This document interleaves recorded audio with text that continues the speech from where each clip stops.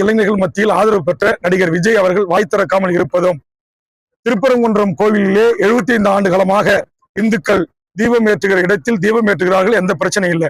புதிதாக ஒரு இடத்தில் ஏற்றுவோம் என்று ஒரு இந்து அமைப்பு முற்படுகிறது. அதை குறித்தான ஒரு கண்டனமோ, அதை குறித்தான சமூக ஒற்றுமைக்கான ஒரு அறிக்கையோ, ஒரு பேச்சோ திரு விஜய் அவரிடம் இல்லை.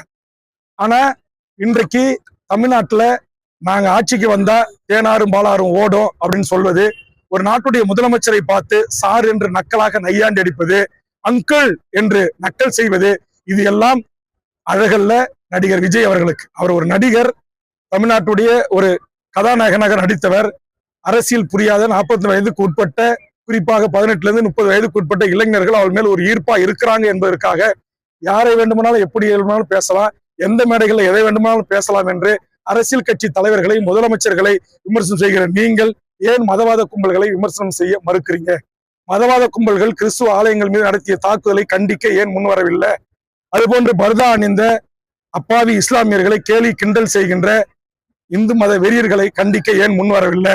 அப்ப நீங்க உங்களுடைய இரட்டை வேடம் இதிலிருந்து தெளிவருகிறது. என்னை பொறுத்தவரையில் நான் தமிழ்நாட்டு மக்களை தான் குறை கூறுவேன். நீங்கள் அரசியல் புரிதல் இல்லாமல், அரசியல் தெளிவில்லாமல், அரசியல் விழிப்புணர்வு இல்லாமல், இது போன்ற சினிமா நடிகர்களுக்கு பின்னால் நீங்கள் ஆயிரக்கணக்கிலே பல்லாயிரக்கணக்கிலே அணிதிரண்டு நாங்கள் அவர்களை ஆட்சியில் அமர வைப்போம் என்று சொல்லுகின்ற ஒரு அறிவு பெற்ற சமூகமாக இருந்த தமிழ் சமூகம் சமீப காலமாக அறிவில்லாத சமூகமாக சினிமாக்காரர்கள் பின்னால் போகிறார்கள். இன்னைக்கு ஜேம்ஸ் வசந்த திரைத்துறையில் தான் இசையமைப்பாளர். அவர் என்ன சொல்றாரு? அரவிந்தசாமி என்கிற ஒரு நடிகர் திரையில் உங்களுக்கான தலைவரை தேடாதீர்கள் என்று சொல்லுகிறார்கள். அதுபோன்று தமிழ்நாட்டுடைய மிகப்பெரிய நடிகர்களாக இருந்தவர்கள் எல்லாம் சொல்லியிருக்கிற கருத்துக்களை எல்லாம் கொஞ்சம் சீர்தூக்கி பாருங்க.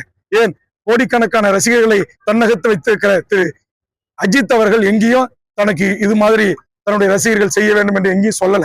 இப்படி கார் பின்னாடி படுங்க, டிரான்ஸ்பார்ம் மேல ஏறுங்க, மரத்து மேல ஏறுங்க, இப்படி பொதுமக்களுக்கு தொந்தரவா சாலைகளை மறித்து நில்லுங்க, அப்படி என்றெல்லாம் சொல்லி அதையெல்லாம் உற்சாகப்படுத்தல.